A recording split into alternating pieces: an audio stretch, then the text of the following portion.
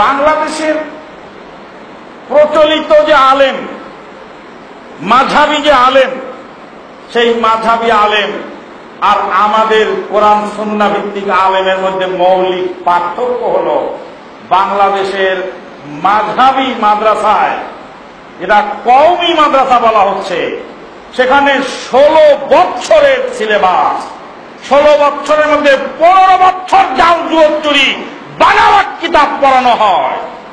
সেখানে শিরক বেদাত ভরপুর কিতাব পড়ানো হয়। আশরাফ আলী থানভীর বেহেশতি জোহর পড়ানো হয়, যে বেহেশতি জোহরের মধ্যে লেখা আছে কুত্তার লেজ কেটে মাটিতে গেড়ে রাখলে আর ওর হাড্ডি তুলে কোমরে বেঁধে রাখলে এই উপকার হয়। ওর মধ্যে লেখা আছে আসহাবে কাহাফের কুত্তার নাম লিখে গলায় ঝুলায় রাখলে জিন পালিয়ে যায়। কুত্তার নাম গলায় ঝুলায় রাখলে, আরে কুত্তার নাম আল্লাহ বলেন নাই, রাসূল বলেন নাই যে আসহাবে কাহাফের কুত্তার নাম কি ছিল। আসহাবে কাহাফের কুত্তার নাম কি? আসহাবে কাহাফের যে লোক কতটি ছিল তা কেউ বলতে পারে নাই, কোরআনেও বলা হয়নি। অথচ কেতাবালায় নিয়ামুল কুরআনওয়ালা ফলনা কেতাবালায় লিখে দিয়েছে। ওখানে কি লিখেছে? লিখেছে মেরনুস, খেরনুস, দাবারনুস, কাকসা তায়ুস, ইয়াম লিখা। আর কুত্তার নাম হলো কিতমির। নাম আপনি পাইলেন কোথায় হুজুর? আল্লাহ বললেন যে তাদের সংখ্যা কত এক আল্লাহ ছাড়া কেউ জানেন না। আপনি জানলেন কোথেকে?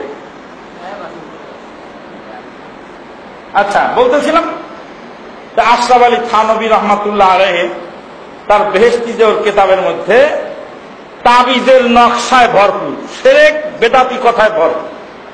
সেই মকসুদুল মুমিনিন, নিয়ামুল কুরআন, বেহেশতি জোহর, মালাবুদ্দা মিনহু, আরো সব কত বানাওয়াট কিতাব, এইগুলি 15 বছর পড়ানোর পরে 16 বছরের জায়গায় এসে 1 বছরে প্রায় 50 থেকে 60 হাজার হাদিস 6খানা কেতাবে। 6খানা কেতাবে যদি 60,000 50,000 হাদিস হয়, এই 50,000 হাদিস যদি একটা ছাত্র 1 বছরে রিডিং করে, তো হাদিসের রিডিং দায়িত্ব হয় না, মিনিং করতে হয়। আর আমরা পড়েছি, আমরা 40 হাদিস পড়েছি 1 বছরে 40। তারপরে বুলুগুল মারাম করেছি 2 বছর, মেশকাত করেছি 2 বছর। কয় বছর হলো? 5 বছর। সুনানে আরবা পড়েছি 4 বছর, 9 বছর। আর বুখারী মুসলিম পড়েছি আরো 2 বছর। মোট 11 বছর খালি হাদিসই পড়লাম। আর মদিনা ইউনিভার্সিটিতে গিয়ে আরো 5 বছর গিয়ে হাদিসের উপর অনার্স করলাম। তো জানবে কি করে হাদিস? হাদিসের সাথে কানেকশনই নেই। 15 বছর বস্তার মধ্যে ভরছে শুধু ঘাস আর ভুসি আর ময়লার আবর্জনা। 15 বছর পরে এসে বস্তার মুখের মধ্যে 5 কেজি চিনি দিয়ে বস্তার মুখ সেলাই করে দিয়েছে। এখন এই ময়লা আবর্জনার মধ্যে 5 কেজি চিনি, ও চিনি তো নষ্ট হয়ে সব গলে টলে শেষ।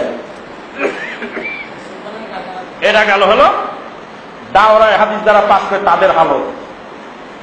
আর যারা কামেল পাস করেছেন, টাইটেল পাস, তাদের সিলেবাসে এই 50,000 হাদিস থেকে বড়জোর 5,000 হাদিস সিলেবাসে আছে। এই 5,000-এর ভিতর থেকে সাজেশনালা কেটে 500 রেখেছে, আর 450 হাদিস বাতিল করে দিয়েছে।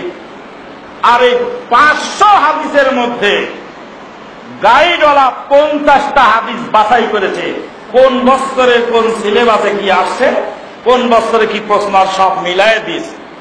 দেওয়ার পরে তারপরে এবার সে গাইড মুখস্থ করে 50টা হাদিসকে এমন ভাবে মুখস্থ করছে যাতে 100-র মধ্যে 100 মার্ক পেয়ে যায়।